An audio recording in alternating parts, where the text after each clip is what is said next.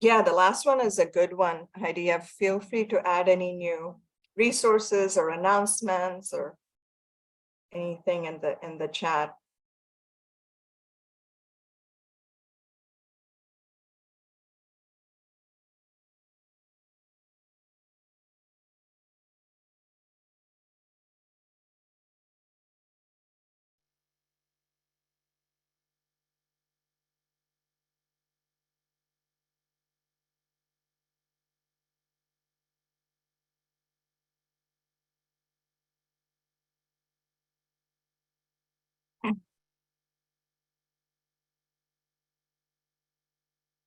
Should we give it just another moment or so? I see lots of people joining right now.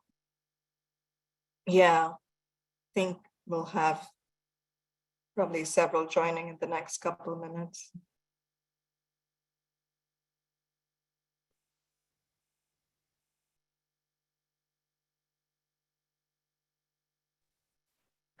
Hey guys, can you hear me? We can. Welcome. You're talking to me, right, Heidi? You can hear me? Yes, yes. All right, good. Welcome, everyone. Good morning. Good to see y'all.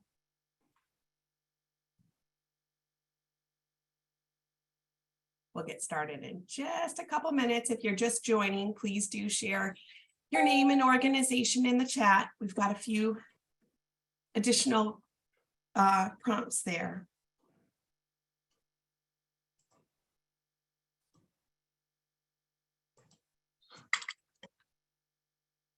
Shall we go ahead and go over the agenda? Goodness. Okay, so we've got loads of things to cover, lots underway. Lots of gratitude to all of you for the work that you're doing as a part of this effort. We'll go over some of the highlights really quick, and then we're going to dive into some of the progress around the community information exchange, followed by some exciting updates on community voice and findings from the RWJF, data across sectors for health, our DASH findings, and then we'll talk about the community health worker ecosystem updates and then go into all of our work group updates. We'll close with community announcements. Please do feel free to share any resources pertaining to the conversation or information on events and whatnot that your organizations are working on throughout the meeting in the chat. We welcome that. And with that, we'll jump in. Just a couple of highlights. We're going to reserve a lot of the individual nuggets for each of the respective updates, but we continue to grow in this last quarter on our Mighty Networks membership. We added 72 new folks. So if you're new here, thank you for being a part of this work, and we welcome you to lean in and make things happen together. This is very much a collaborative effort. And then on LinkedIn, also loads of growth, 188 new followers on LinkedIn. If you haven't followed us there, please do so. And please feel free to share and tag the collective in work that you're doing, that you're posting. And by the way, guys, we're posting the links to these to our various social media sites, as well as the platforms for connecting to the Health Equity Collective. So check that out in the chat. Thank you, Dr. John. And then a quick nod. It's Shrila's birthday today. So we want to say happy birthday. She's going to spend a good chunk of her morning with us. We're excited to say happy birthday and just appreciate all that you do. So thank you. Thank you. That's a I couldn't resist, Srila. We had to put it in. Thank you, Heidi. Appreciate it. And then I'm actually going to pass it to you to talk a little bit about some of the exciting work that's underway at the school and anchoring our the efforts of the Health Equity Collective and kind of what we're building out at UT Health. Yeah, so thanks, Heidi, and good morning, everybody. So as many of you know, in fall 2022, which is just a few months ago, UT Health Houston established the Center for Health Equity. And it's a research center that's housed at the School of Public Health. And we're doing a lot of work in terms of establishing some of the logistics and vision, mission, and the work that the center will support. But the goal of the center, just from a broad perspective, is to really provide the scaffolding and infrastructure to support, catalyze, and accelerate health equity efforts in our region. So it's really meant to support the work that we all are doing together and facilitate it and accelerate it. And I think it's important. I just want to say that in some areas, especially in the research side of things, the center will be in a position to lead the work. But in a lot of work, we want to support and we want to be an ally. And so we're happy to chat further and provide more information. But if you go to the next slide, this is just a quick overview. Won't go into it, but this is sort of our framework that we're operating under. And the Health Equity Collective is really our layer of infrastructure for the center, using a collective impact effort, as all of you are involved in. We are laying the groundwork to do health equity work in our region, and the center will support the Health Equity Collective to continue this work. And the Health Equity Collective will continue to serve as the convener and building the capacity in our region to coordinate care for social determinants of health for our residents. So the work of the Health Equity Collective will continue and hopefully just even be even more robust over time. This layer in the middle is the layer of intelligence that our data systems and analytics support and all of that work that the center will be well equipped to do, whether it's providing support in terms of developing program implementation, evaluation, analysis, so that we are building the right insights to ultimately drive the very top layer, which is the layer of programs and services that many of you are engaged in.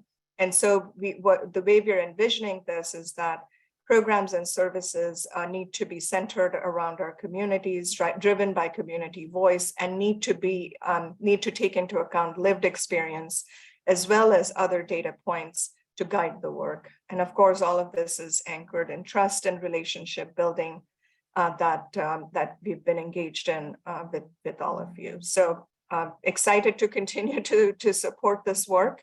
Next slide.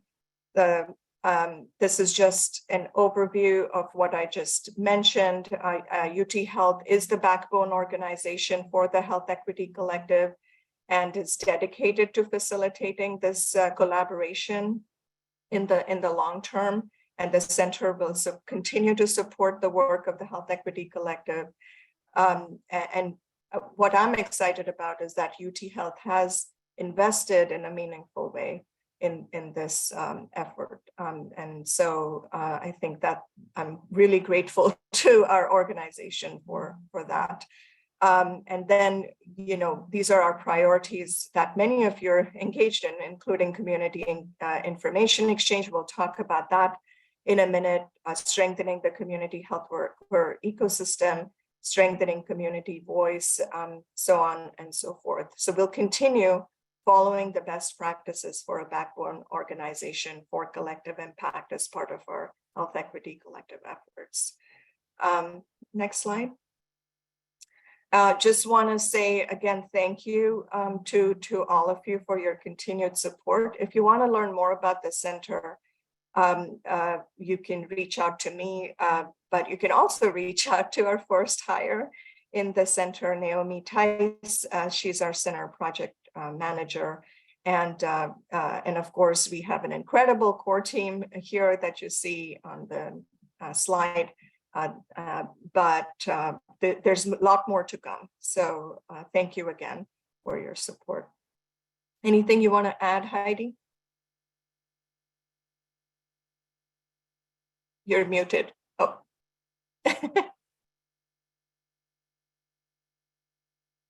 Okay. Sorry, I couldn't get to the mute button. It got covered up with all the displays.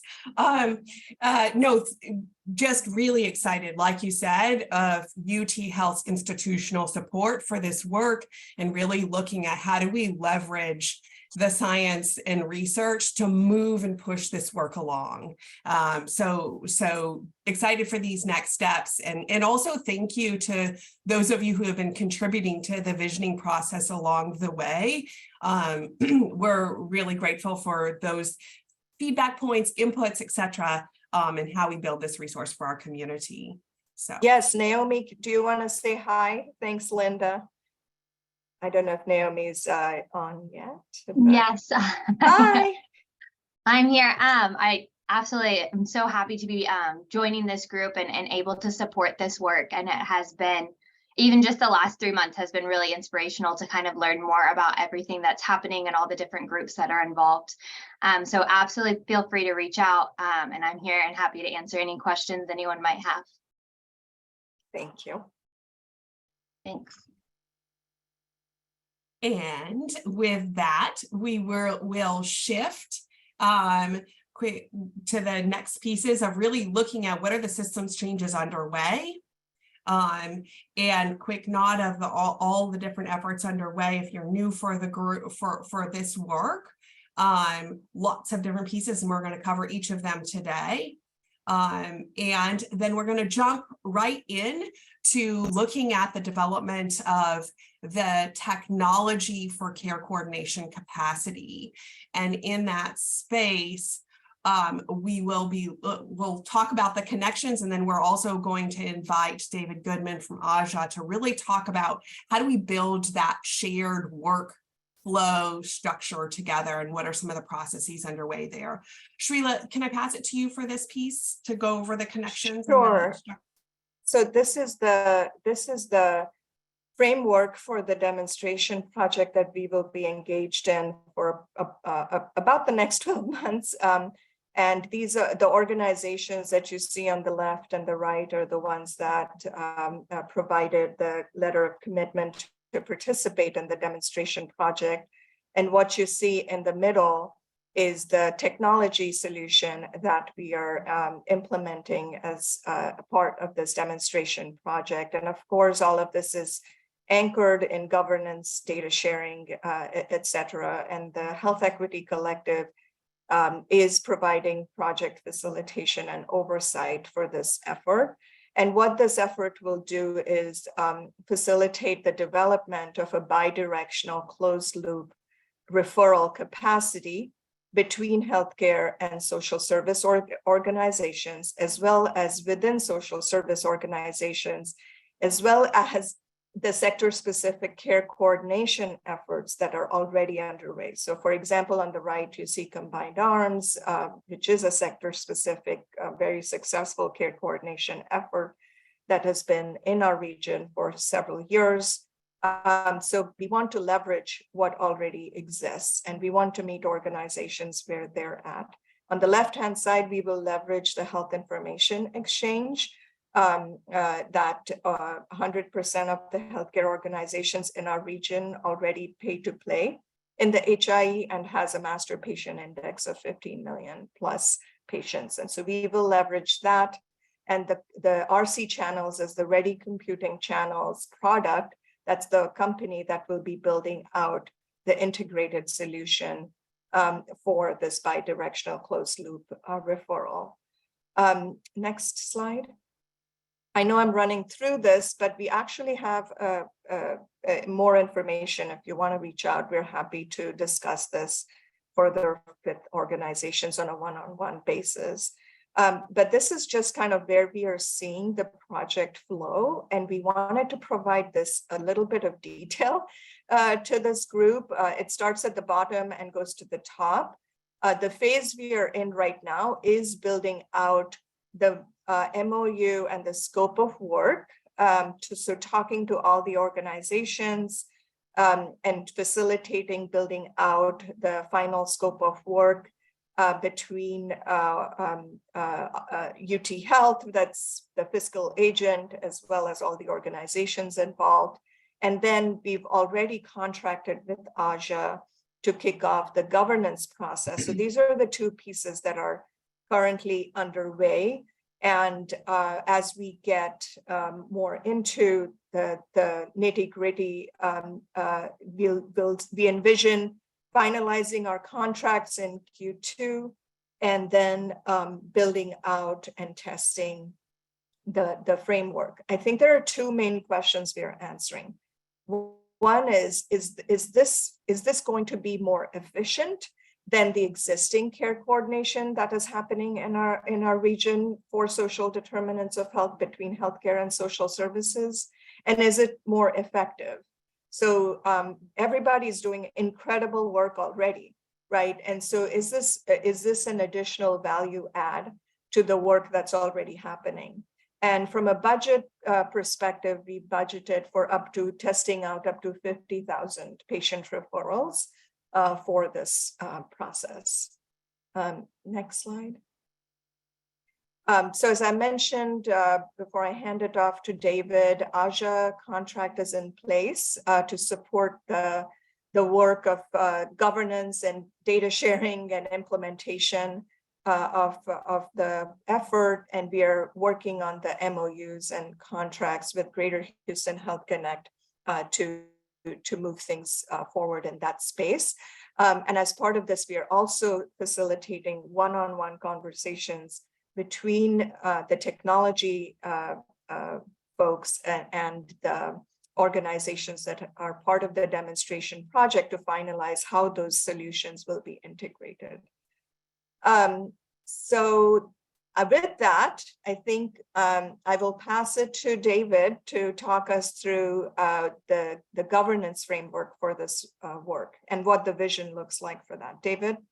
Thank you, Srila, and happy birthday to you. I think as we all look at that last slide about the infrastructure and how all those different organizations are working together to create this care coordination, it looks great. I think everyone gets excited about it, but we all know that concept and theory mean a different thing once you start implementing it. So how do we actually get there?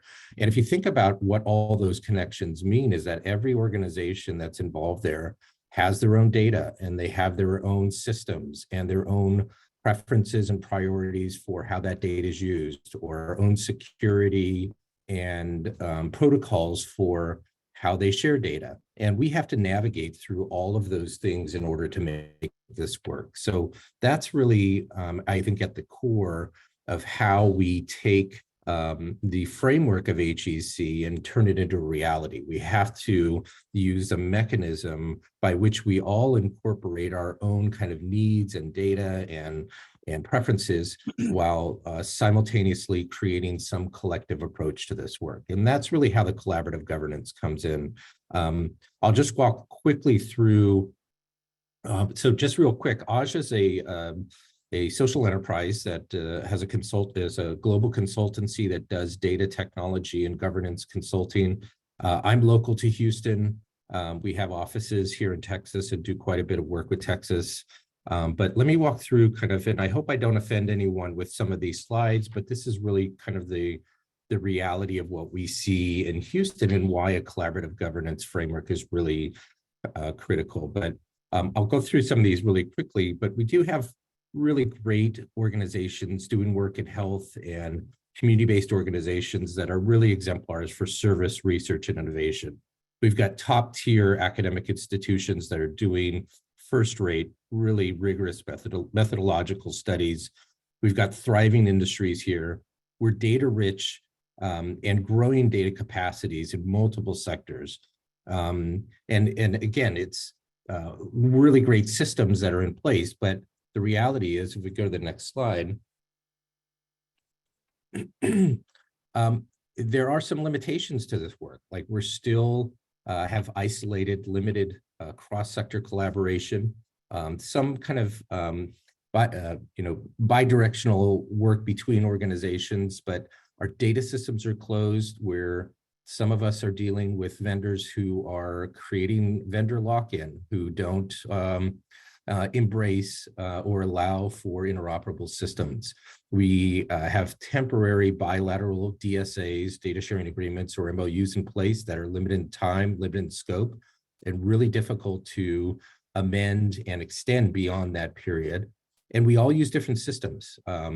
I think from some of our initial discovery, we know that some of the groups on this call today are using upwards around 6 or 7 systems to input their data to share with funders or partners, and it's the same data, and that's just not acceptable.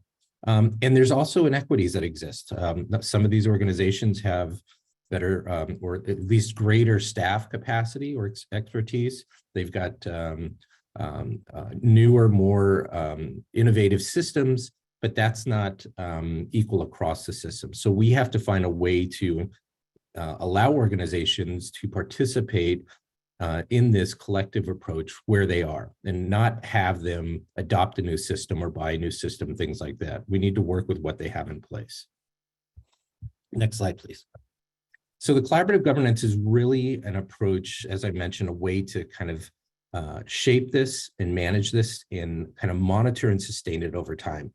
The idea is that we have collective goals, we have collective challenges, but for the combination of our data, our individual organizational data, we can't achieve them. So the things that HEC is trying to accomplish here, especially around a closed loop referral, requires supply and demand data on both sides of kind of that health pathway, from both patients, from programs, and those often reside in different organizations that typically will share bilaterally, but they don't share collectively. So the collaborative approach really allows us to do this in a way, again, that takes into consideration your own organization's needs around data, technology, and governance. And we create a collaborative governance framework that addresses all of these bullets. I won't go through them in the spirit of time, but reducing administrative burden, allowing organizations to own and control and determine who and how their data is used. This is really critical and something that we don't see very often. These organizations often have their data extracted, they're mandated by government and by funders, and they have little say or choice in how their data is used. That doesn't exist in a collaborative governance framework. And there's 3 components in the next slide that we'll talk about what that governance framework consists of. At the high level, it's a governance charter. And this is really how we work together. What are the roles and responsibilities? How do we make decisions? How do we determine who's a member? How do we sustain it? How do we fund it? You think about the charter as a kind of a master services agreement. These are things that are relatively static over time, but really kind of guide how we work together. The second part of the governance framework is what we call collective goals or use cases. We call these authorized projects. These are essentially the goals or challenges that we agree to pursue together. They represent the data, the technical, and the governance specifications for achieving that goal. And that involves specific organizations, specific data. So think about these as a separate kind of data sharing agreement, or the SOW that works within the master services agreement. It works within the umbrella of the collaborative governance charter. So we're all working under the same conditions, but each of these can move more quickly, and we can build on these over time. Once we approve a use case and achieve it, we don't have to reinvent the wheel every time we want to use that data again or get those organizations on board. And then third, and maybe most importantly, is that this whole infrastructure is then governed by members or peer organizations that are either contributing data or are part of kind of the HEC collaboration. How do we manage and monitor to make sure that we're adhering to what we agree to, that the organizations are acting in good faith and not doing things that we haven't agreed to? How do we sustain it? How do we extend it or scale it to other regions or bring in new organizations or address new use cases? The governing body really structures that. And again, this is where we protect our own data, but we also make decisions collectively. There's a voting structure that takes place there, and that's really how we kind of sustain and build this over time. Next slide, please. I won't go too deep into these, but these are the initial use cases or authorized projects that we've been discussing with the Health Equity Collective. And again, if you look at kind of the community information exchange or the closed loop referral, it refers to specific data, specific organizations, specific uses of that data. And these will be, we will use a process of discovery to understand how each organization can participate in each of these. So again, as we're talking about the closed loop referral, that will require specific data that we want to link together and make it available, and we'll do something specific with that data. So each organization will have a say in how they would be able to participate given their systems, their data, their capacities, and some of their governance constraints. Next slide, please. The idea here too is that what's being done with HEC shouldn't be static. It's intended to evolve. It's intended to be iterative. As we learn, as we address new questions, as we take on new challenges, we're going to learn that maybe we need some more technical expertise, or we need to bring in new data, or we need new governance considerations here.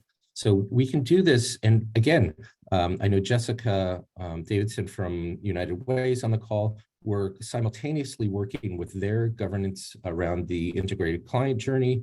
That is already in place. They are already making decisions.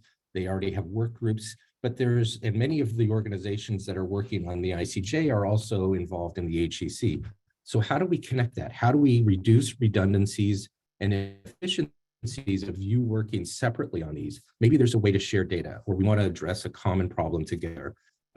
This way we can combine the governance from both of these organizations in a more efficient and transparent way, because we've already established them, one for the HEC, one for the ICJ, and it's a lot easier and more efficient to do things like that. And again, if we want to scale to another region, we can do this through data sharing agreements. We could do this as becoming members of the governing body, or we can do kind of collective authorized projects together. Next slide, please. That was really kind of talking here about the different ways that we can do those collaboratives. There's a lot of different ways. We don't have to the key here is that we don't have to reinvent the wheel. There's an established kind of framework that's in place. We can leverage what we've agreed to. Depending on the level of trust that exists, maybe it's a one-off project that we just want to do. Maybe it's something that we want to expand with these governance layers, and we want to make it a part of the charter moving forward. Maybe it's just linking different systems together, or agreeing that there's an entity out there that will kind of help everyone collect data, integrate data, and do analyses and visualizations. The governance charter allows us to do that through different mechanisms. Next slide, please. And I'll just say lastly, we're doing this work quite a bit in Texas. You'll see some familiar names here. I mentioned the United Way, but we're also doing it in other states. So Kansas, Colorado, Virginia. We're working right now with the Kauffman Foundation, exploring one in Missouri, but quite a bit of work both in Houston and in Austin with Texas 2036. Collaborative governance works. It's complex, it's difficult. I mean, it takes people to really roll up their sleeves and do it, but I'm sure Jessica would love to answer questions, probably not here, but on how it's been working for ICJ. And she's a great resource because they're a little further along than HEC is, but some great work that's being done in Texas and elsewhere. And I think that's it on my end. Yeah, thank you so much, David. We're really excited about this roadmap and process.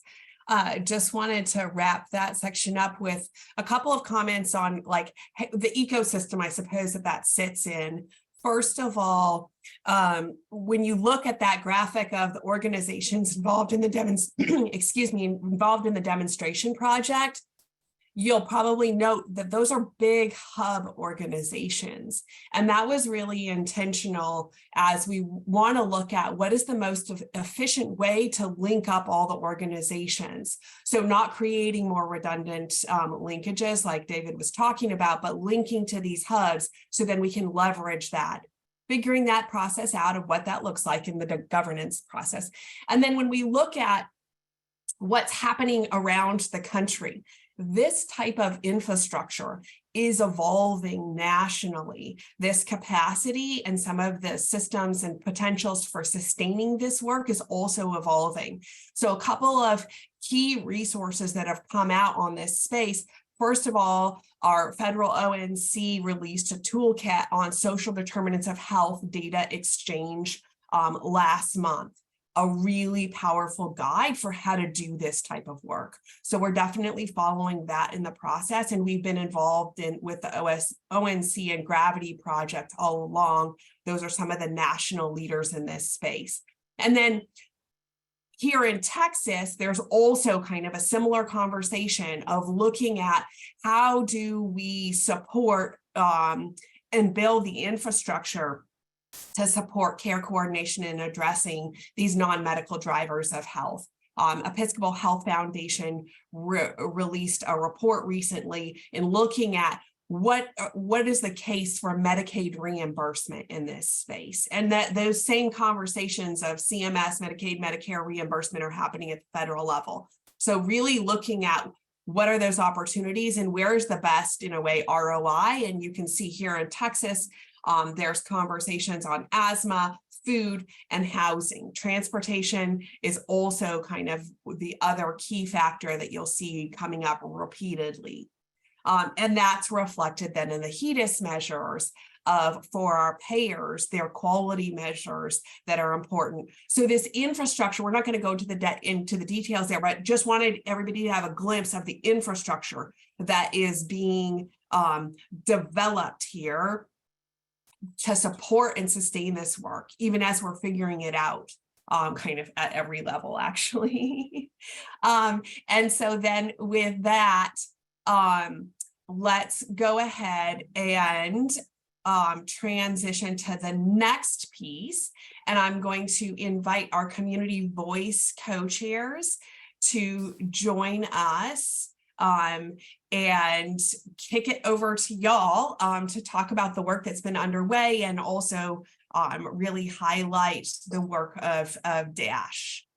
Heidi, just 1 sec before we transition. If there are any questions, I know this is a lot, and so I know we have a packed agenda. But if you have any questions, and unfortunately David had to jump off, but if you have any questions, please put them in the chat or reach out to us by email about. Because one of the things we're looking to do as well is we want to make sure we're gathering input from the region as we do these efforts. It's even though certain organizations might be involved in the initial efforts, as we think about scaling and sustainability, we want to make sure that we're developing those plans together. Thank you, Srila. Any comments or questions?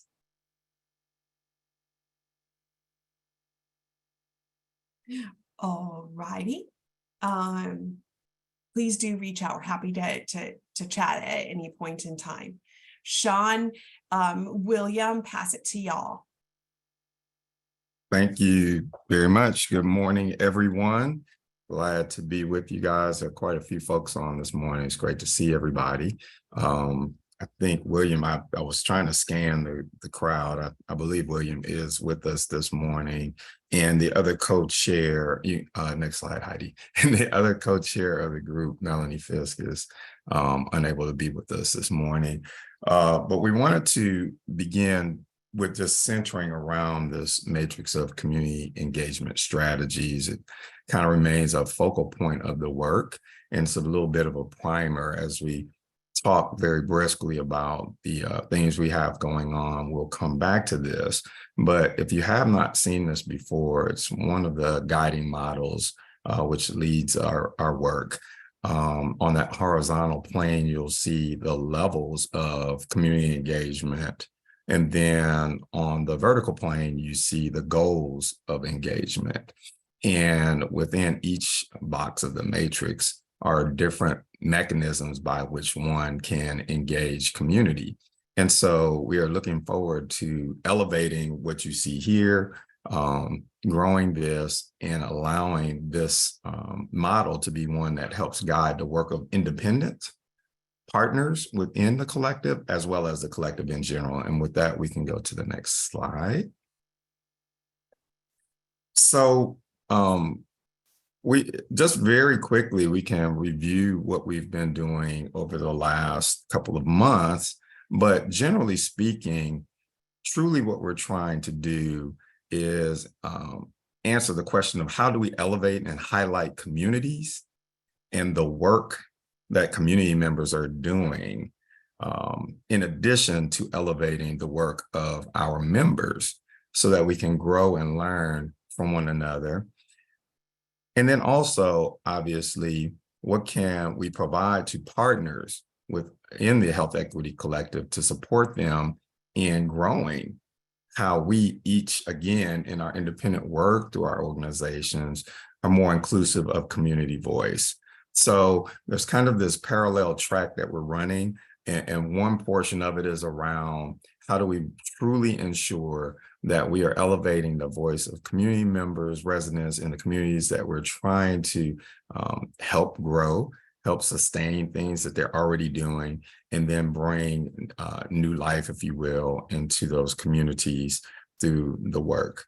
And with that, then the primary, I think, work that we've been doing in the last couple of months has really been a reset, frankly, really considering the goals, looking at progress to date across the previous year.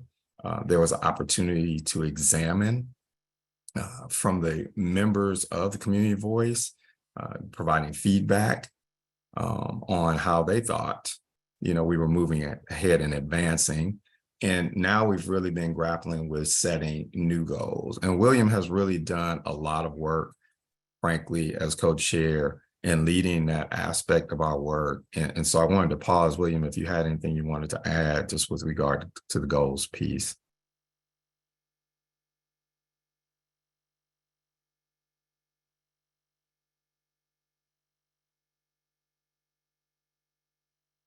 Okay, hearing nothing, then we will continue forward. So that's really a huge part of our work. And now what we're doing is packaging and putting together the goals. And some of the areas that have really come up is, again, you saw that matrix.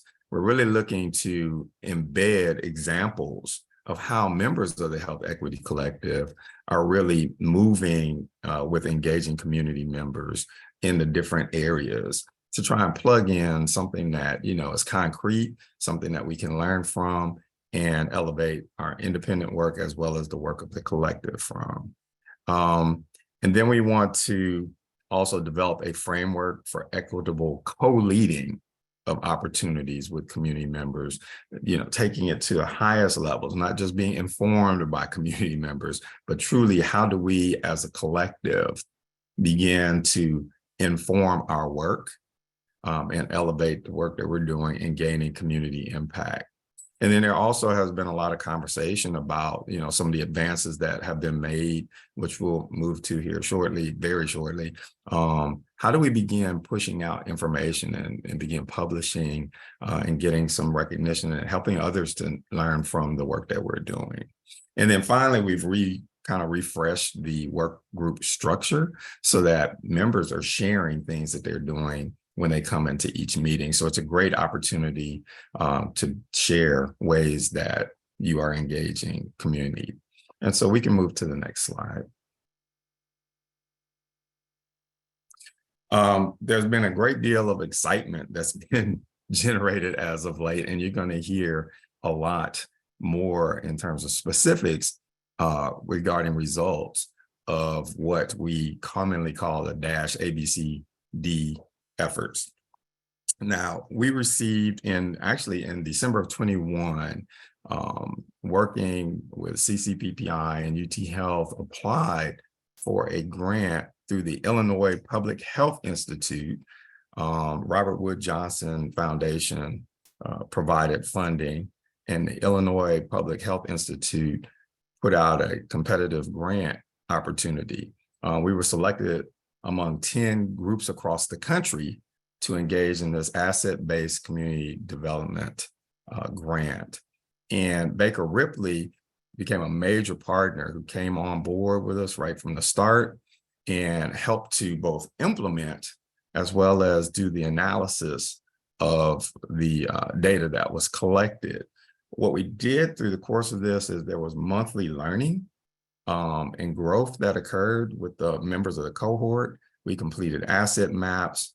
We hosted multiple learning conversations in the targeted kind of what we would call pilot areas for growing community voice with the Health Equity Collective, and that was 3rd Ward and East End communities.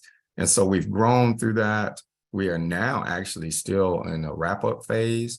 We are implementing surveys as a follow-up to the community conversations. And from the conversations, there was a great deal of data that was collected.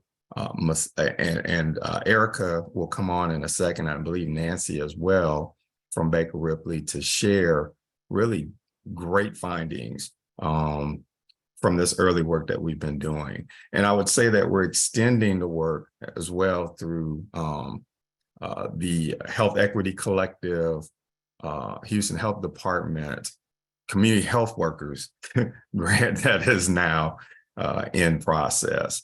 So that pretty much covers what's happening. We've really been focused on the goal setting, revisions, working, to enhance what's happening in our meetings so that members are getting something from that, both individually as organizations, as well as helping the collective. And so with that, I think the best thing would be to move forward and move towards the presentation from Baker Ripley. And at this point, I'd like to hand it over to Erica. And Erica, I'll let you share your slides. Perfect. Thank you. Can you hear me okay? Yeah, thank you. Welcome. Okay. I would like to, of course, thank Sean for the perfect transition. And I will go ahead and start sharing.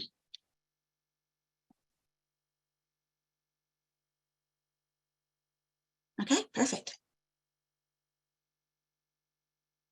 So as Sean has already kind of introduced, in February 2022, the Baker Ripley on the CCPPI, we started the Health Equity Collective dash process. So the initial idea was to understand how to support 3rd Ward and East End in accessing health-related services. So the things we asked were, how do community members currently hear about resources? What resources and health services have they already utilized in the past? How would they like to engage with or hear about those health resources? And what do they envision for their own communities? So before kind of getting into things, it's impossible to talk about this work and talk about the process without kind of talking about the framework that exists for these communities, because they can't be pulled out of the context. So we're going to discuss, so our process is really asset-based. We're going to talk a lot about the strengths of the communities, and that's always our intention, but it's impossible to discuss health inequity without talking about the historic and current governmental policies that have created inequitable conditions, because these conditions aren't accidental, they aren't incidental. It's something that has been created through multidimensional poverty, lack of resources, lack of investment. And this environment feeds back into health and well-being, lack of grocery stores, lack of medical care, transportation, and other basic needs. So it's important to actually think about when we talk about this work and this analysis and the work that we've done here, how structural racism can employ that institutional power to create systems that influence health and well-being for people and communities. So here are our methods. And of course, here is the Third Ward community and the East End community. I love this map because it really shows, and we don't think about this very often. We tend to think of these as very separate communities, but they really, they touch. And as gentrification is coming more into this area, there's beginning to be a shift demographically as people in East End go into Third Ward, and kind of vice versa, as they're being pushed further and further away from 45. So the points you can see here are the areas where we did the focus groups, our community conversations. And our interview guide was actually adapted from Appreciative Inquiry, which is, of course, our asset-based approach for examining and implementing change in communities.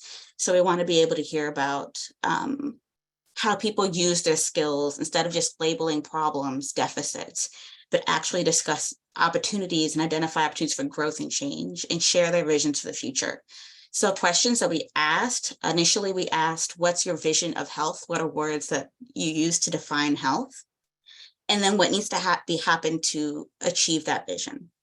So that's kind of how we transitioned in actually talking about the reality of the where they live, but at first talking about what's their dream and then ending on what do you think that your communities need to achieve that dream?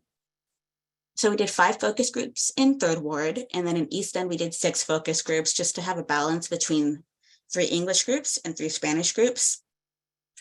And then the analysis was done in late 2022, and it was kind of couched into the socio-ecological model.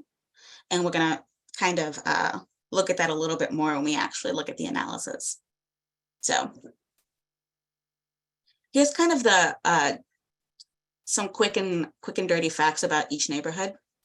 So the population of Third Ward is about 1,500 with 4,000 households. Compared to the rest of Harris County, the per capita income is about half of the rest of Harris County. It's about 15 grand lower. And compared to, once again, to the rest of Harris County, it's almost double the amount of families that are living below the poverty level.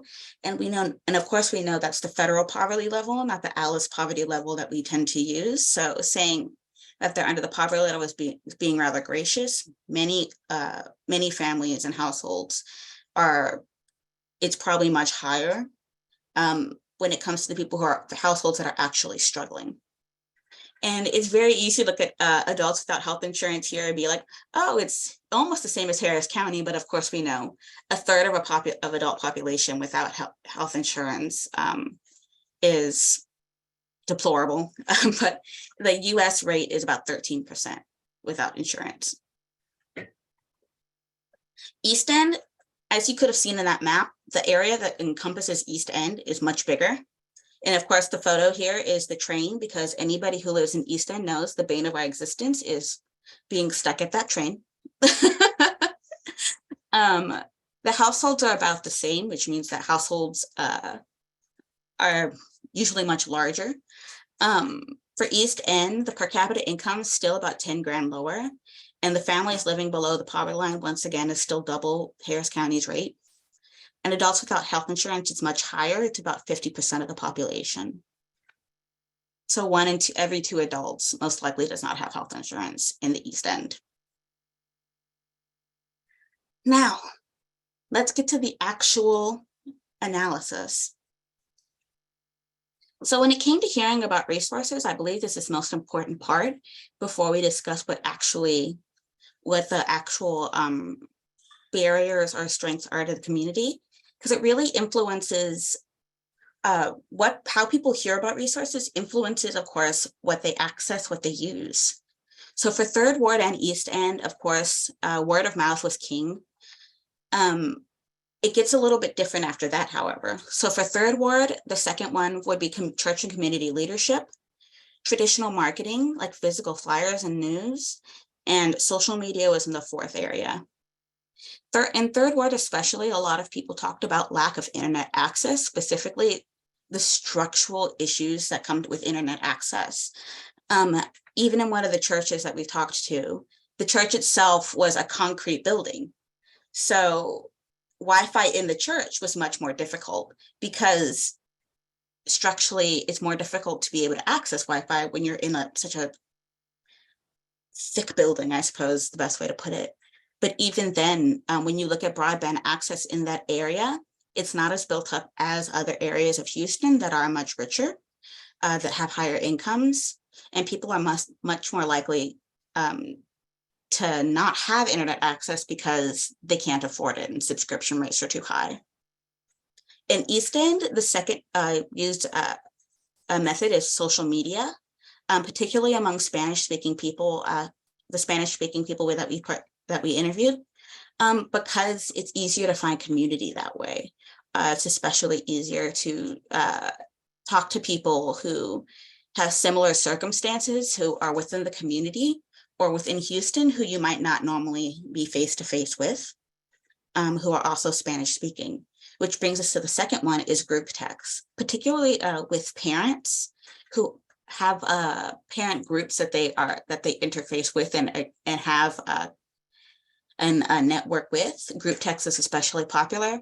And then last is traditional marketing, physical flyers, news. And when it came to where are you most likely to kind of see physical flyers, a lot of people said bus stops. So that's where they wanted to be able to, if you're going to put information publicly, to be able to see that information. So here's kind of the socio-ecological model that we're going to couch our data in. I thought it was really important to use this model, and it kind of happened organically when I was doing the analysis, because when we're talking about health and going back to that framework, there's so many things that affect health at the greater level, society-wise, systemically, community-wise, and then individual. We're past the point where, of course, where we associate everything health-wise with individual. We understand that 80% of what goes on in someone's health happens outside of clinics, outside of hospitals. It happens in environments, communities, society. So that's kind of the format that we'll be using when we talk about barriers to access here. So the gray portion right here is the shared barriers that both East End and Third Ward both reported. So of course, for that big systemic policy thing, we know here in Houston and in Texas, the biggest barrier was underinsured or uninsured people. Even within, we actually had a interesting thing that happened while we were in the focus groups, where we were with an organization who actually had a grant to do navigation services with health insurance and to be able to connect people with the marketplace. And people didn't know about it. They weren't able to interface with it and to be, because they just hadn't heard about that, which we'll talk about as we get a little bit lower. But there's a large percentage of people who are underinsured, uninsured. When talking about coverage, something that came up very often was the gold card, of course, the Harris Health Financial Assistance Program. Even then, some people said it was very difficult for them to be able to get that paperwork done, to be able to enter the program. Very few people said they were on private insurance. And if they did, it was through workplace. But a lot of people did have difficulty actually getting insurance to begin with. And low social capital. This is something that is going to become a little bit clearer as we go further down. But when it comes to things like being lower income, digital literacy, transportation, nutrition, especially when it comes to information gaps. So we'll get to that in a second. Community, lack of medical providers, lack of mental health providers. Mental health was a huge need that people brought up in all groups, particularly in Third Ward, but also in East End, in our parent groups especially. Mental health services, medical providers, a lot of healthcare providers have left those neighborhoods, specifically Third Ward. most of the medical providers that people brought up were community health clinics, such as Legacy and Harris Health. But of like the 6 providers they brought up, in the third ward area, 2 of them have closed. Riverside Hospital and Quentin Meese are both currently closed, which leaves them with very few opportunities to actually interface and get primary healthcare services. And of course, we know if someone's not able to get primary healthcare services, they're more likely to not get vaccinations or catch chronic conditions early. So it puts the burden of health, it pushes it back much later until you end up in an emergency situation. And if you are able to go to CHCs, of course, our safety net systems are very overburdened. So that might mean longer wait times. That might mean just waiting, like not being able to actually get a primary care physician that you're able to see more often. And then, of course, we have those individual barriers. Digital literacy, especially once again in third ward, but also in East End, if you have less access to be able to get internet, then that sets you off to not have experience to be able to get jobs that you have to have digital skills for, low income, transportation, and nutrition. And once again, for third ward, the individual things that were a barrier were education level, and for community, information gaps. This one, I think, is what really goes hand in hand with low social capital, because if you depend on word of mouth as your primary method for hearing about resources, if your network doesn't have information, doesn't know about things, you'll never hear about them.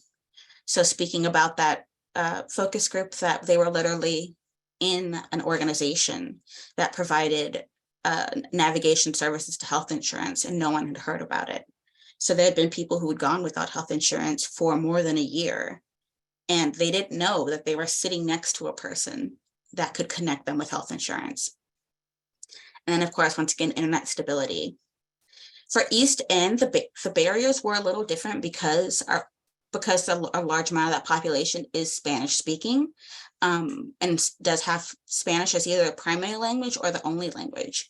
So for individual, a big thing was language barriers. Being able to find a medical provider who spoke Spanish really limits the amount of providers that you can access, especially because a lot of them felt like when they did go to bigger hospitals where they needed to rely on an interpreter, they felt like the interpreter wasn't saying what they wanted to actually say, that either they were ad-libbing or perhaps they just weren't saying their own words. And when it comes to your health, one thing you want to make clear is that your doctor can hear things in exactly the way that you want to tell it, because that changes the way that you actually achieve care.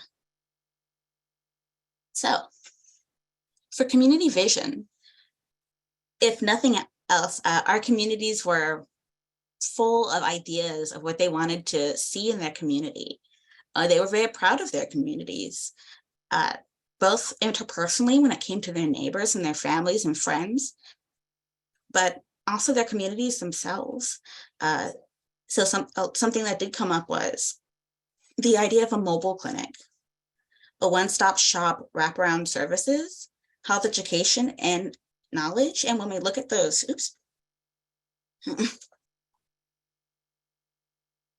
there you go. And when we look at the barriers that we just discussed, lack of providers, lack of mental health services, uninsured, underinsured, internet service, information gaps, language barriers, those feed perfectly well into the ideas of mobile clinics or one-stop shops or health education. A mobile clinic kind of solves that idea of lack of providers, lack of mental health services, information gaps, being able to actually go all around and be able to spread that information. The one-stop shop, being able to serve several different kinds of services all at once, but also for individuals who might be lacking coverage, you can have someone there who also does gold card sign up or navigation there. And health education, a lot of people really wanted to know how to empower themselves and how to get more information about nutrition, get more information about diabetes. They didn't want to be in an information void. They wanted to be able to have those resources to help themselves. They just didn't know where to get them.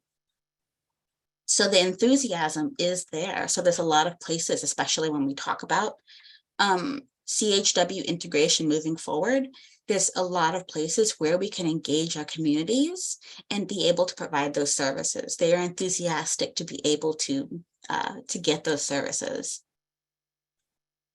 So in conclusion, if you managed to listen to me for this long, the most common method for hearing about resources was word of mouth, and this can be a barrier as well when resources aren't widely known. COVID especially made a really big void in this when people didn't have interpersonal relationships or people to interface with. It made that void bigger. So we need to be able to get in and be able to navigate and help people learn about resources so misinformation isn't spreading. The major barriers are, of course, lack of insurance and a lack of local medical providers, but the major assets are high collective efficacy, shared history, and a lot of active advocates and organizations in communities that are already existing. So that there are people there to engage with, to be able to get an idea of who the community is without feeling like we're going in and just taking everything on. There's a lot of places where we can already interface. And of course, if we're going to interface with these communities, we need to balance that mix of social media and traditional media to get to catch the attention of different age groups. Now, like any research, there were a few limitations, of course, differences in samples. We were created via community leaders. And so some of the third world participants were more faith-based and older. East End participants were mostly a little bit younger, a lot of millennial parents, although we did have seniors as well. That's just, when it comes to recruitment, it's difficult to hit that perfect diversity when you're doing focus groups. And definitions of the word resource varied, I believe, when it came to people. Some people, when they thought of resource, depending on the context of the conversation, they might have thought of doctors. Other people thought of food pantries. And of course, translation to transcription, which is just a matter that's going to come up because we had some focus groups that were in Spanish. Of course, we had a Spanish moderator. And then, of course, it was transcribed in Spanish, and then we had to translate. So you're always going to end up with issues of making sure that the words that they are spoken, that we have the best translation possible to make sure that we get their words across. But that is all. If anybody has any questions, I'd be happy to stay and answer if we have time. Otherwise, feel free to come into the Community Voice work group and send them over there, or I'll send on get my contact information as well. I'll put that in the chat. Thank you. Heidi, one thing, thank you so much, Erica. One thing I'd just like to quickly add, I know we need to move along, is that part of the big drive behind all this, just to fully connect the dots, is, we're looking to really bring information to inform development of the CIE, to inform. So the big purpose of this was not just like some side research project. The purpose of what we were doing and facilitating these community conversations and actually picking up additional data right now via focus groups to get more information from folks about how they not only hear about, as Erica pointed out, in addition to many other powerful factors, but how they prefer to learn about the resources available. And so that's an additional side. So I just wanted to add that, and we're just so happy to be able to work with Baker Ripley on this project. It's hopefully heading the right direction and going to make a big difference for the work of the collective. Thank you, Sean. Thank you, Erica. So powerful. And I think the process too that y'all followed here of the community engagement, and then but shaping that in a way that the input from the community is valuable for the Health Equity Collective overall, but also for all of us who are working in those communities and all of our organizations. That process is a bit about what the work group is honing in on, of how do we maximize the investments of community members in informing our work across the board. Absolutely. And we'll make this report available to all the Health Equity Collective members. Erica, phenomenal job. And the community members should feel free to use this information to drive strategies in these spaces.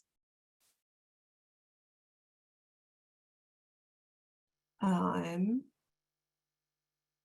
then let's go ahead. Dr. Williams, let's jump to your part of the presentation, I think, because I know you've got to jump to another presentation. So we're going to skip ahead in our agenda preview, y'all, and pass it to you to talk about the work that's underway in the mental health and substance use work group. Yes, thank you so much. And I just want to just say I'm just amazed at the work. Sean, William, Erica, I mean, all the efforts, very thoughtful. And when you think about how we gain new knowledge, to me, it is from a qualitative perspective, from the voices of folks with lived experiences. And that's kind of some of the work that I'll talk about a little bit later with our journey mapping that kind of correlates with that kind of work and does a deep dive of how people navigate with all those barriers that Erica talked about and challenges that folks have. But anyway, so our work group, we want to give voice and alignment to the mental health and substance use to improve health equity. We go to the next slide. And so one of the things that we focused on was this framework of stigma, okay? Because when you think about folks with disparities and challenges with equity, we have to be honest about that because there's some real challenges maybe with providers in terms of how they view this population that is trying to navigate those systems.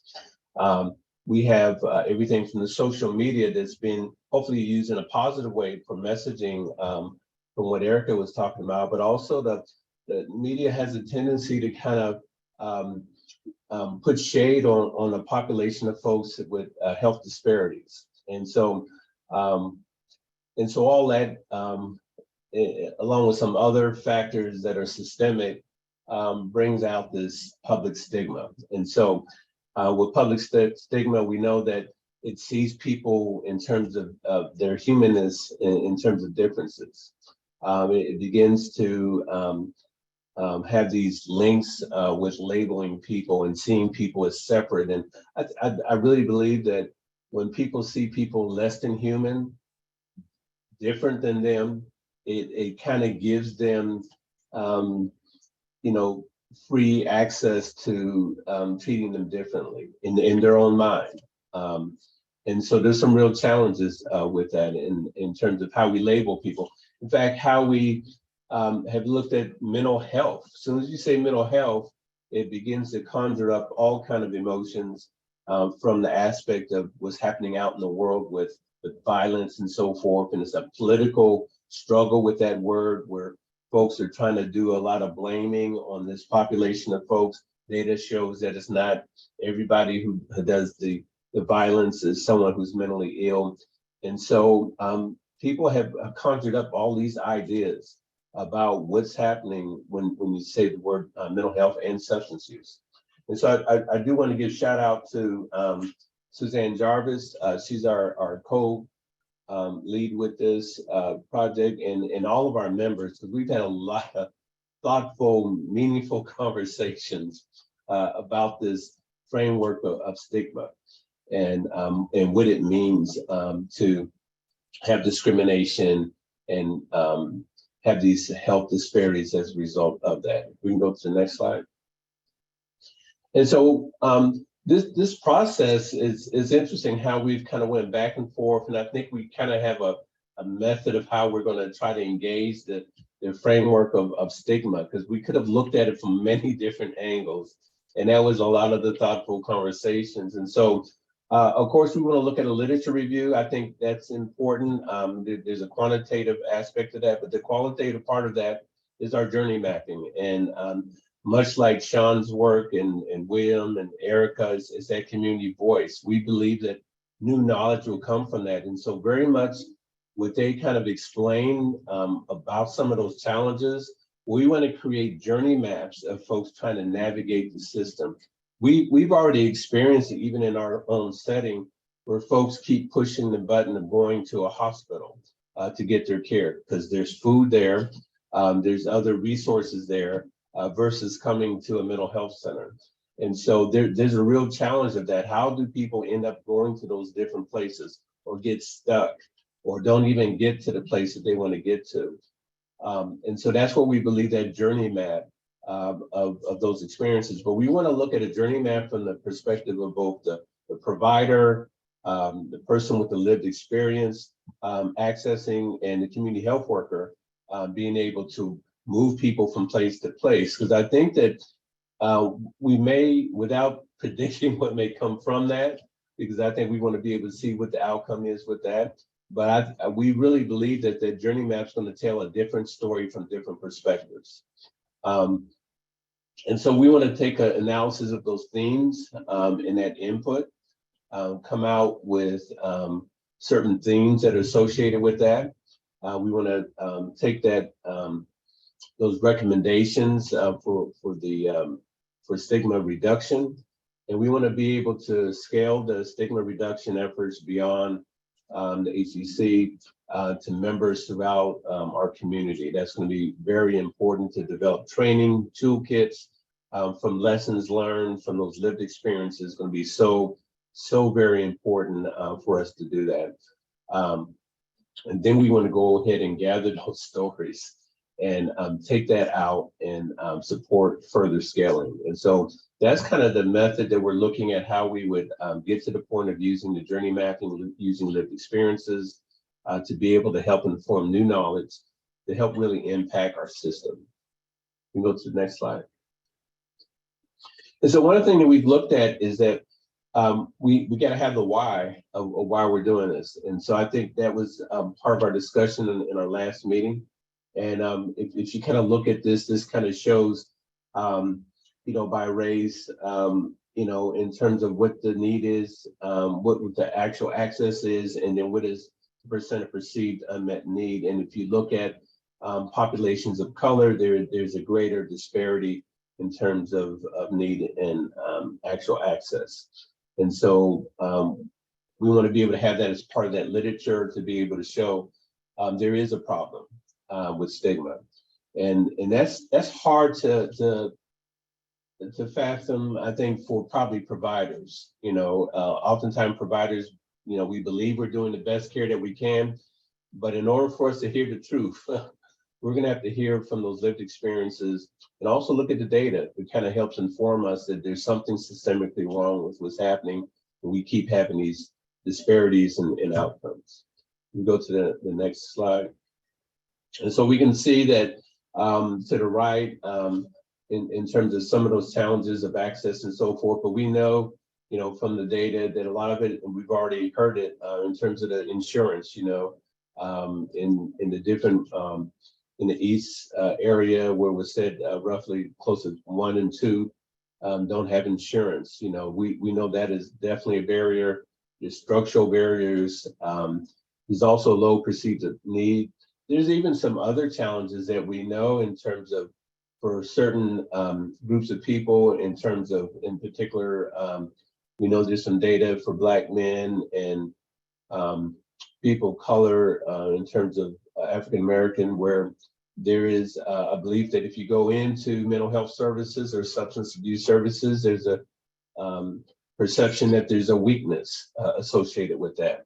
And so there's a lot of even, so the stigma is not necessarily from the provider only. There's maybe stigma within groups of people in terms of how they perceive even accessing those services.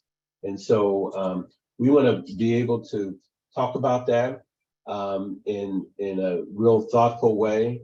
We want to have, we'll talk about language a little bit later, but we want to have this whole cultural humility in this approach with this. We want to be able to honor people through this whole process. I think that's going to be really important for people to have spaces, free spaces to be able to be courageous about their journeys. We can go to the next slide. And so this is part of it. When it comes to attitudes towards seeking mental health services, more than 80% of Black Americans are very concerned about stigma associated with it. We go to the next slide. 1 in 5 Latinos with symptoms of psychological disorder, only 1 in 10 approach a mental health professional. Go to the next slide. And so we also, there's a factor with the co-occurrence, comorbidity of both mental health and substance use. That alone creates a real challenge of accessing services. It was already stated earlier that people want a one-stop, maybe one of that one-stop where mental health, substance abuse, primary care can kind of be a hub of care that's provided to folks so they don't have to try to navigate the different providers. We also know through the literature that people that take psychotropic medications gain 10 pounds or more just from the psychotropic medications. And so we know if you have diabetes, high blood pressure, those some real challenges with taking your medications. And if you have a co-occurring chronic health condition, that's a real challenge. So, next slide. And so we believe also that we have to be, this is an opportunity to understand about words that people have. There's some people that we've worked with, even in our own setting, that don't like the word mental health or mental illness. And they want something more like emotional wellness in terms of how they're identified because of all of the negativity associated with mental health. So we want to be able to recognize those words in this journey that we're working with people and their experiences. Next slide. So this is one of the kind of the journey maps that was done. And you can see the agencies at the bottom. And so we're going to look at the perception from the provider as well as from the individual, people with lived experiences, and from the community health worker. Okay, next slide. Okay, so that's it. So does anybody have any questions? Thank you, Dr. Williams. I just wanted to add a quick bit on this last slide of thank you to the Mental Health America folks for this resource. If you see those QR codes there, this is a map of how to navigate to resources in our community. I think it's a really great tool for those of you who are supporting individuals with mental illness, or also those who are supporting people who are supporting those with mental illness. It does a really nice job of breaking down how to access care across our community. Yeah, I want to add that was very creative of how they were able to put that together. Very exciting. Thank you all. Really appreciate the work that's underway in this effort and see stigma as being a key opportunity for us across multiple conditions. So thank you very much for leading this effort. Thank you. Any questions or comments from the group? All right, I'm going to move us along in the interest of time. We'll go back in our agenda to the community health worker efforts. And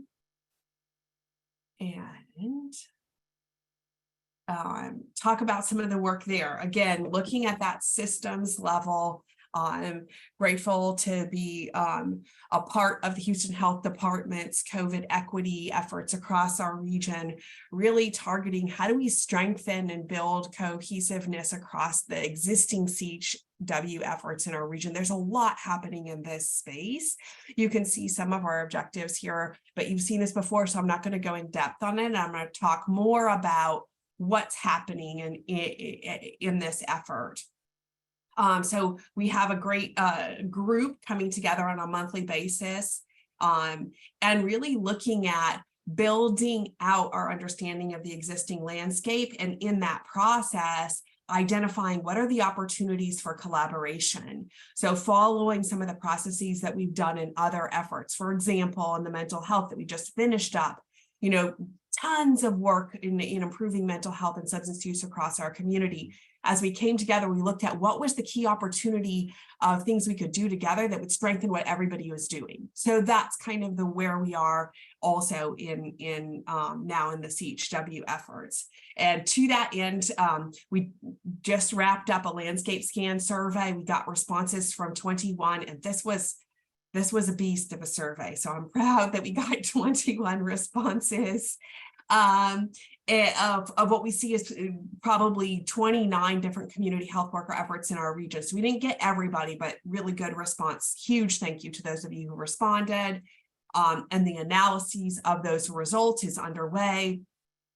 And then we actually have tomorrow a journey mapping event with about 15 community health workers, an opportunity for them to come together, share their stories, and create a very visual collective resource on what is the community health worker experience, what is their perception of the opportunities of better supporting them in their work. Because we know that community health workers have done amazing things in improving health outcomes and health equity around the world. How do we do a better job here? And then we also conducted 10 key informant interviews kind of to kick this process off. All of these inputs then are being compiled, shared back with the network for additional input, and then we will be having a half-a-day strategy session late spring, and still sequencing on the dates. So because there's a lot actually of events that are happening in the next couple of months in the community health worker space. So still sequencing on some of that, but we'll announce the date there soon. And then looking at kind of our team, we've got this implementation team that's come together to support different pieces of the work, leveraging expertise of our membership here. So First Prevention Institute and then Nadia Siddiqui are looking at the development of an equity advisory council and training and building in this continuous equity improvement cycle. We've been talking about this now in a couple of the work groups if you're involved. But if you're not involved, this is something that's coming. I'm really excited about that. We'll have a sneak peek here in a moment. And we've started the initial recruitment, more to come on recruiting for that Health Equity Advisory Council. It's really going to be looking at how do we build this capacity for the work of the community health worker efforts, but also for the collective more broadly beyond this project. So that will be very much a learning process. And then CCPPI is also taking their community voice expertise to support the CHW efforts. You heard from Sean a little bit earlier of the taking that process, I guess, that we talked about with the DASH results, and how do we build that into some of the work that's happening around CHW efforts, and then have that be a part of the process of informing care coordination across the board for the Health Equity Collective and our members. Part of that too is building capacity for advocacy. So they're also doing some dedicated focus on building advocacy trainings for community health workers. And then another one of our partners, Texas Health Institute, has pulled together a developmental evaluation, which will be a baseline survey to hear from all of you as we walk this collective journey of promoting health equity across our region. How are we doing together? So watch for that survey coming soon. This one should not be a beast, but will require a few moments of your time. Look forward to the input from you all. And that should be coming your way in early April. And that will also inform the work of within the community health worker space, but beyond, more broadly. What are we doing together to improve health equity? So there's lots of activities here, not expecting you to digest all of this, but kind of this is a flow. You can see each of these pieces has been evolving over the past couple of months, and we're looking towards this visioning session. And with that, setting the roadmap of where do we focus in together? What is that key opportunity for community health worker efforts that we can work on together to strengthen what we're all doing? So again, in that parallel in the mental health and substance use process, stigma and reducing stigma and improving caring behaviors was what the group settled on. So looking kind of for that star, guiding star approach in the community health workers' efforts coming out of that visioning session. And here is the kind of sneak peek of the continuous equity improvement cycle. Lots of kudos to the team at Prevention Institute for pulling this together. They've been using this cycle actually within the Houston Health Department and learning there as well. So we'll benefit from those learnings. And you can kind of see all the inputs and the evidence here going into the process, how that informs equity discussions and solutions design and recommendations, how that kind of comes together in resources, our shared metrics and communications and transparency in this work of promoting equity together. And then operationalizing that, recognizing, training, coaching. What does that look like across the collective? This is a part of what we'll learn together. And then celebrating the achievements. As we go through this work, all of it, it feels like we're just taking these little steps in progress, and there's so much more to do. But each one of these quarterly meetings reminds me of, wow, when we look back where we were last quarter and where we are here this quarter, we actually have come, we've made a lot of steps. There's more to do, but we've made a lot of steps. And as y'all know, it's a very important time in Texas with the legislative session, lots of work underway here. And I actually want to pause. Sam, are you with us?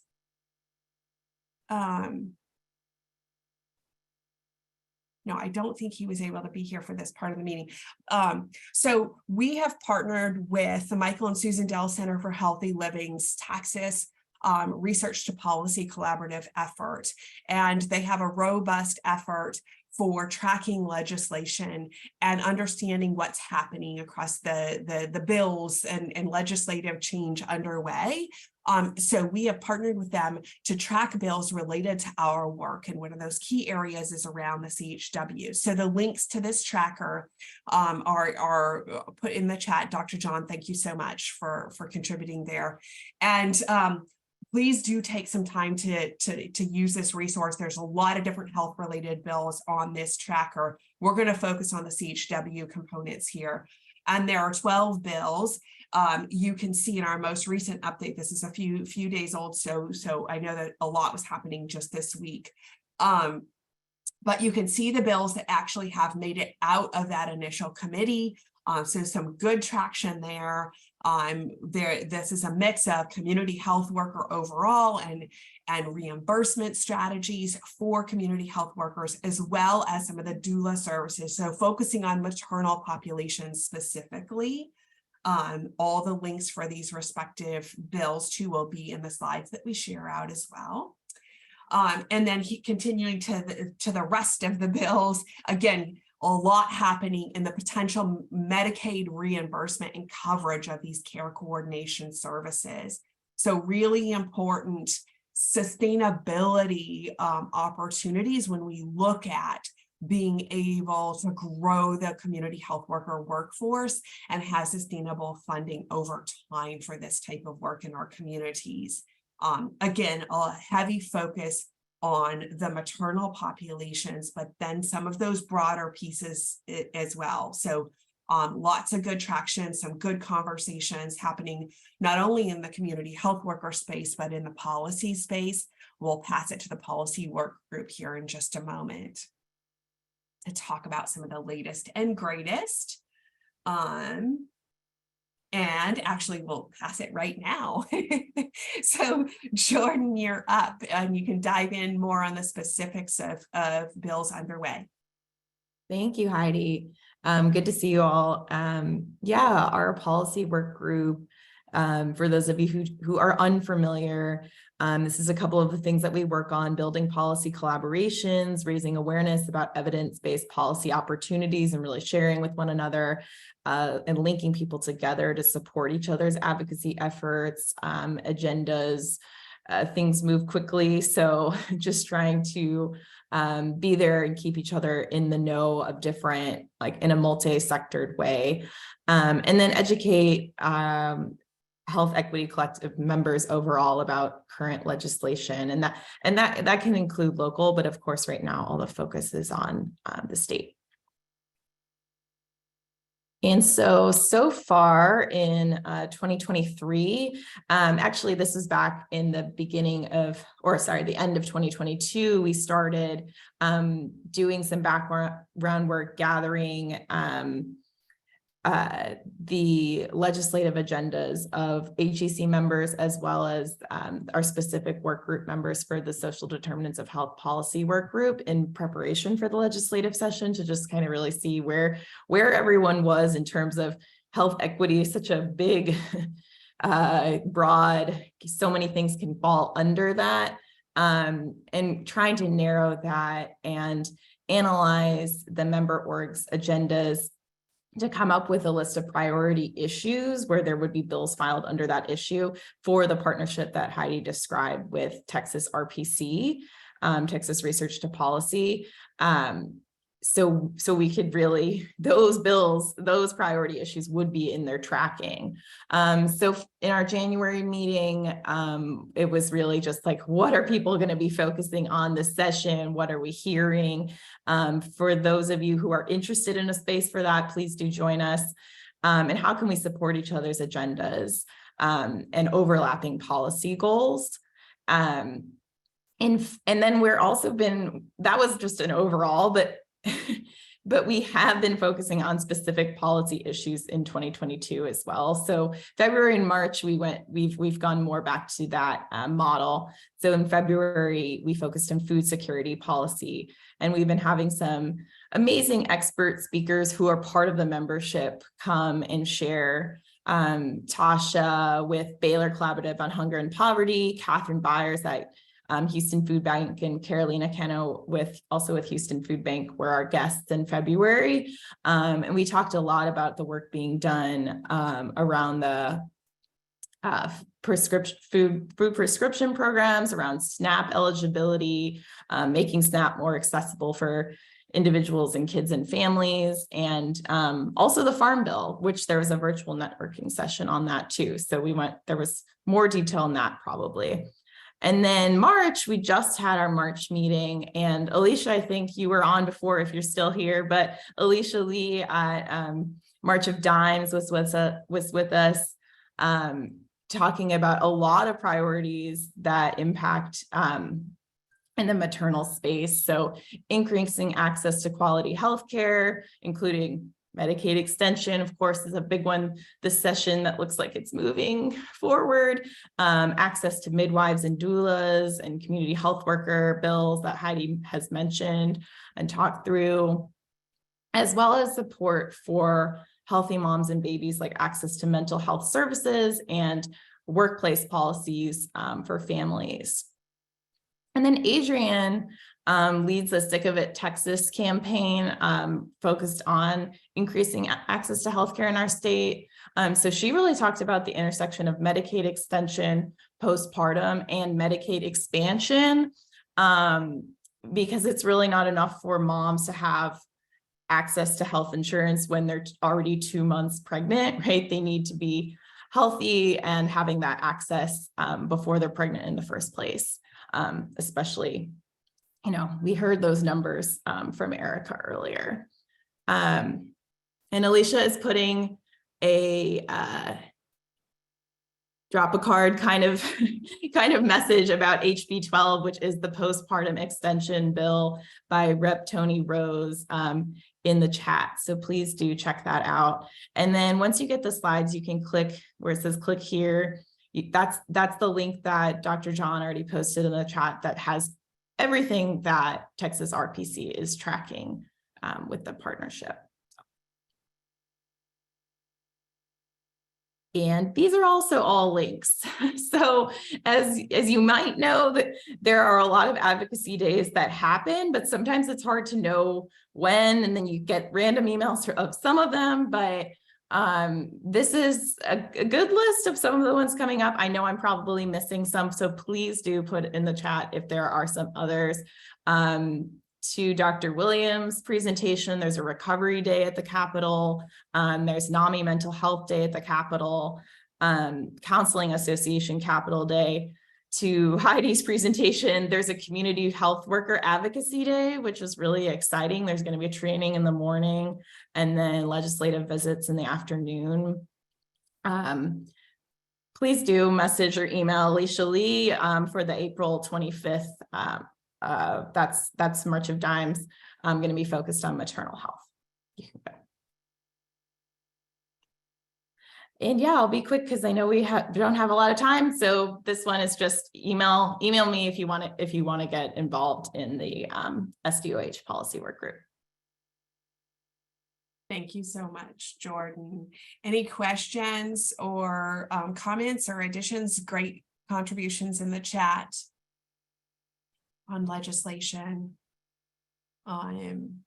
Also invite, if anybody has any insights on Dr. Deborah Banerjee's question, please do contribute in the chat on Senate Bill 17 around banning DEI efforts. All right, thank you all. I'm going to move us along and we're going to go through Dr. Williams' presentation again very quickly and come to the communications work group. Wes, I believe you're going to take the lead this time. Yes, yes. All right, next slide, please. Hi, I'm Wes. I'm one of the co-chairs with Melissa and Alicia on the communications work group. On this first slide, I really just want to emphasize if anyone's looking to get involved more with the collective, we definitely are welcoming new members. I typed in the link. If you are interested, please just fill that out or reach out to one of us. Also, that QR code is for Mighty Networks. That's our internal communication platform. It's a good way to find out about resources. We post things there, events and other things like that. So if you're not a member, we encourage you to join. All you have to do is just put your phone up to that QR code and sign up there. Of course, if you're on LinkedIn or Twitter, be sure to follow us there. Yeah, and so some of the tasks you do if you're involved with the communications work group is we have a meeting once a month, the last Wednesday normally, and part of that is we're looking at, informing how you can get involved with this and the communications behind it, hence the title. Next slide, please. Yeah, so a big part of what we do is the networking sessions. Those are normally the third Thursday of the month. Of course, they'll change depending on availability, but it's a great way to really see what's being involved. A lot of our speakers come from the local Houston area, and we talk about different topics which encompass, healthcare. As presented before, 80% of health is outside of clinical care. And so this really gives a snapshot or a close view of what's going on. And so it's a great way to get involved. We encourage you to attend. Here are some of the topics coming up. We'll have more of a idea for May as we reach out, but as you can see, we've got a lot coming up. Next slide.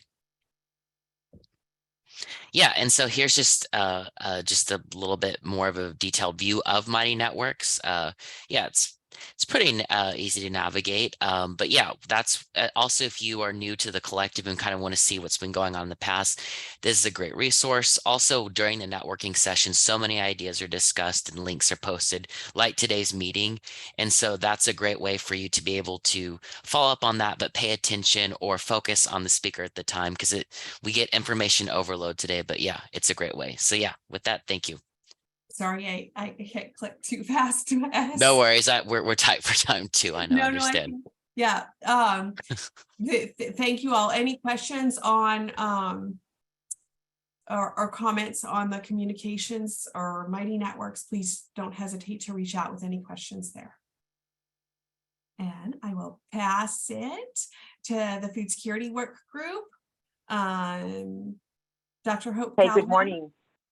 Hi, good morning, everyone. And I'll make it quick as well. What we've started working on this year so far has been really setting up our, and Heidi, you want to go to the next slide? Thank you. Our learning series. We established goals at our first meeting, and we really want to hash this out for this next year. And we're looking at providing session 1 in the late spring, session 2 in the late summer, and then session 3 in the fall. Really looking at partners out there and expertise that will be able to provide us all and disseminate not only the information we've learned, but provide us all with some, information and learnings as it relates to the different categories. Dr. John, myself, and Heidi, as well as Nicole Browning from the Houston Food Bank have been working on this. At our last meeting, I just wanted to quickly mention that we did get a high-level overview of the Farm Bill meetings, and I think everybody is getting that. Really informative, and for me as an advocate for food security, it's the constant learning. So Jordan, I was happy to see that you also had Dr. Byers there, right? Again, just in the advocacy lens. If you all see anything here, I'd just like to say maybe perhaps see if you have a name or an expert that you think would fit into any of these themes or categories. Happy to take any input from anyone. And Heidi, we can go to the next slide. Here we have a QR code for the food prescription program evaluation publications. Please, please, please, are great articles. Take time. Heidi was kind enough to put the QR code for ease of access. And last but not least, always happy to have anyone join our food security work group as we're working out, kind of structuring the learning series for 2023. Thank you, Hope. And really exciting to see the shared learning and science evolving on food security within the group that's meeting in food security. I know some of that work is happening not necessarily directly in the food security work group, but it's the same folks. Y'all are doing powerful stuff leading this for the country. So thank you. Asada.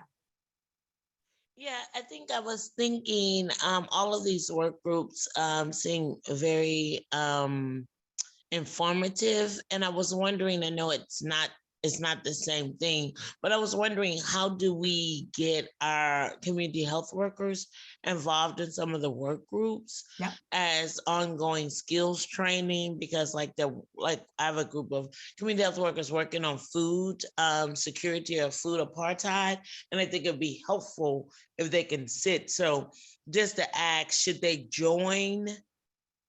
I guess I just want to know, we belong to one organization, I've been attending. Do we just simply have them join? I just want to figure out the best way to integrate them and get them involved. So I'll just leave it there. Maybe we could. Asada, thank you so much for raising that. Really important. So all the work groups are open. They're meant to be open collaboration. So we welcome community health workers and any of you all to join these work groups. The efforts within the work groups, it's collaboration. So it's as much as you can lean in and align the work that y'all are doing, we welcome that and invite that. That's the power of how this work is moved forward, is folks just coming together and aligning their work. So Asada, please do extend the invitation to your community health worker teams. And I know they'd be more than welcome. Thank you, Heidi. Thank you. Other comments or questions? All righty. I will pass it on to our health and housing folks. Dan and Alan.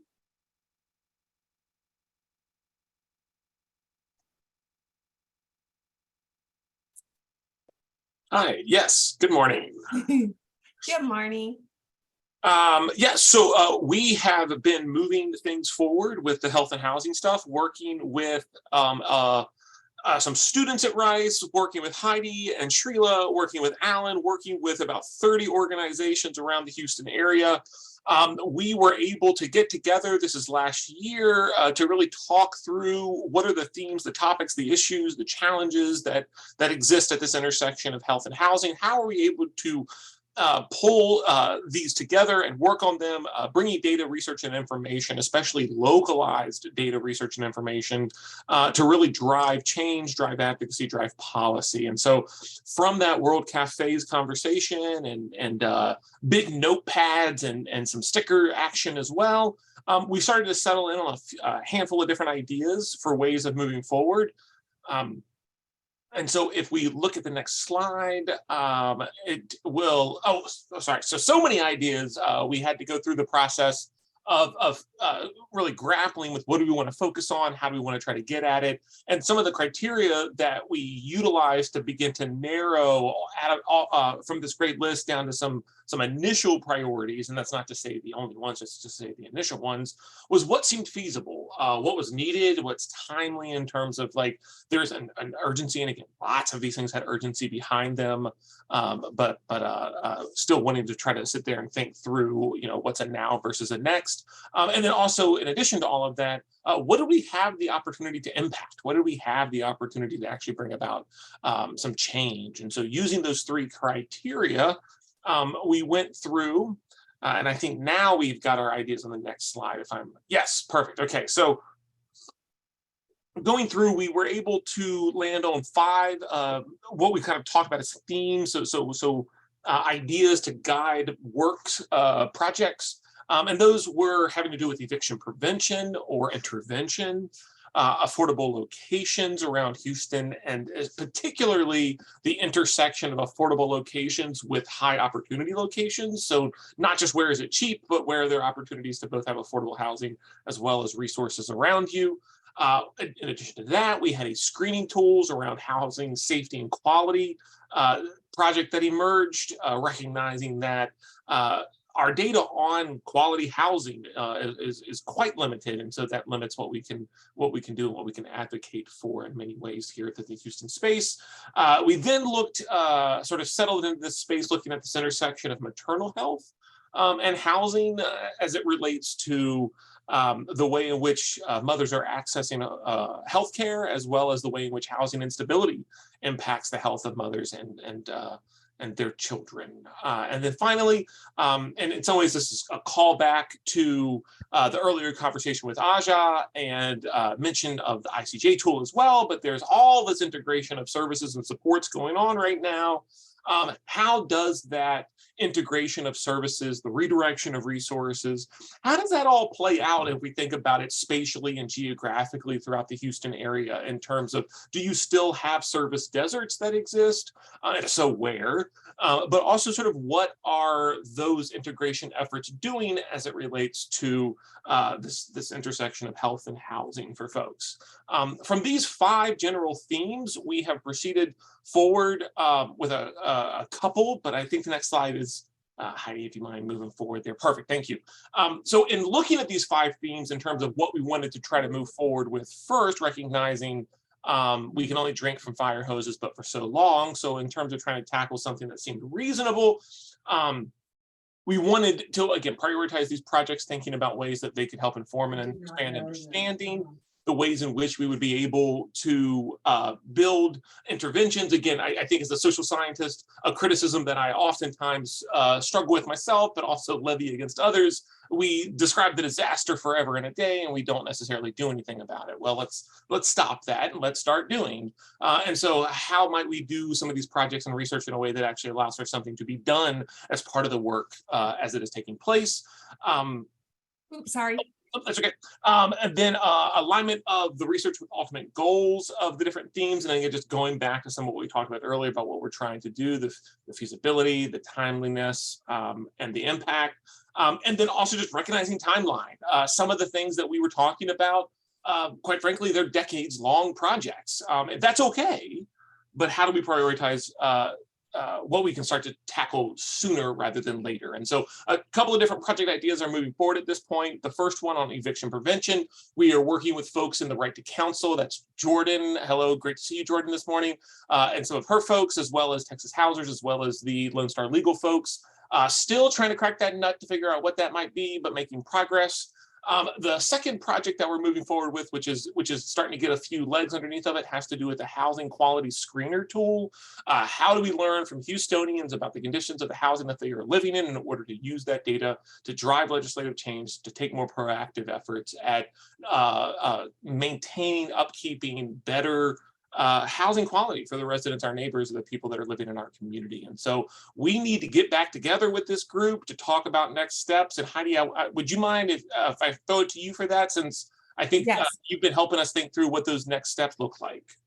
Sure. Thank you, Dan. Really appreciate your leadership, the leadership of Alan, and also the contributions of your student research team in supporting these themes. Really phenomenal. So we're looking at dates probably in mid to late April to talk about those next steps. I think we haven't quite honed in on the exact one because we sequence them around the Houston Housing Collaborative meetings, as well as some of the other work within the Health Equity Collective. But that date will be coming out soon. Welcome you to be a part of that conversation. When you look at this kind of intersection of health and housing, there's an added layer, I think, of powerful stories to tell of our opportunities to shift, to use the research and science to shift towards more equity across our communities. Again, that goes back to some of the findings in the DASH efforts of community factors that we can address together. So really excited about this work and the opportunities there. Thank you, Dan. And then with that, we're going to open it up for community announcements. And we had the team at chat reached out and sent a couple of slides. So I'll invite Shante to kick us off and then open it up for other community announcements. We've got a few minutes remaining. Go ahead and take it away, Shante. My apologies, trying to navigate Zoom. Hello, everyone.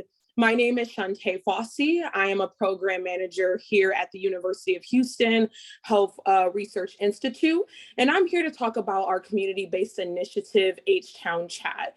So before I get into our program goals, and I will be brief, there is an urgent need to understand what is causing some Houston communities have communities with them just trying to achieve optimal health.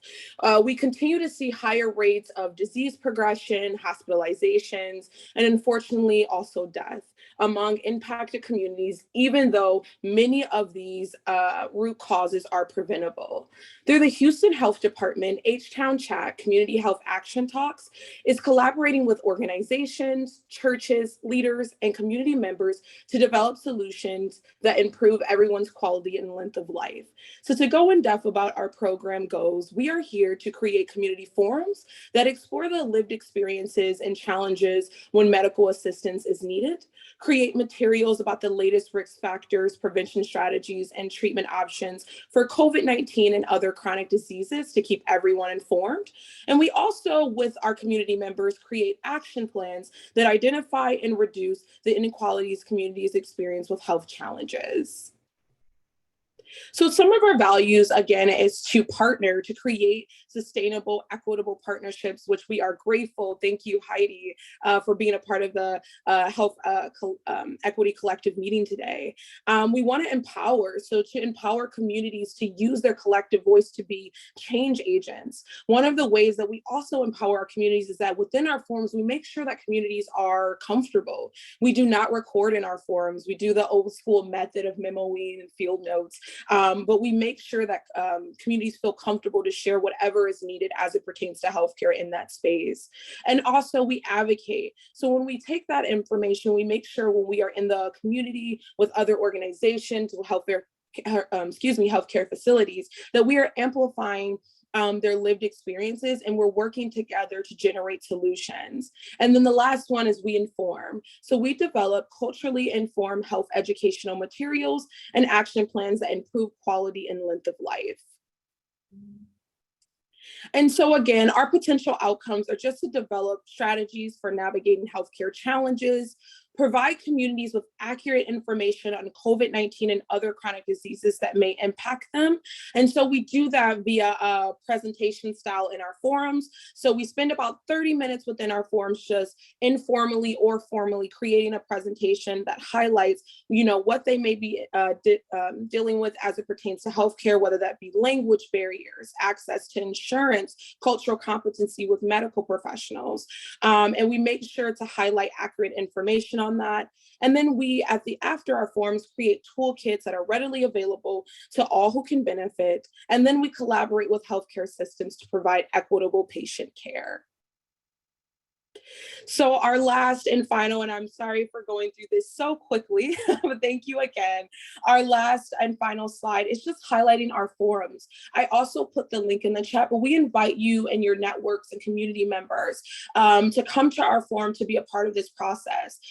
This upcoming one is April 17th. It's with Pastor Linda Davis at her church in the 3rd Ward. It starts at 6 p.m. And again, we will have services there from different organizations that can be provided to the community members. We will make sure to have a presentation that can be provided to give accurate information, and also again allow them to have discussions so we can really amplify their voices and understand their experiences while navigating healthcare. Thank you all so much.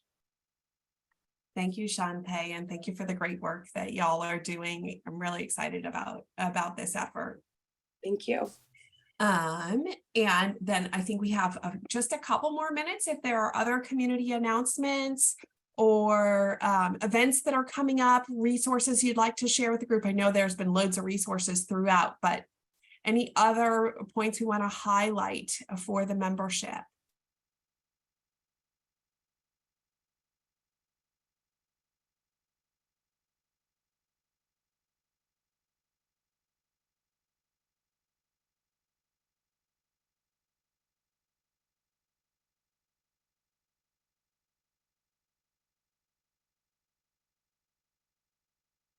All righty.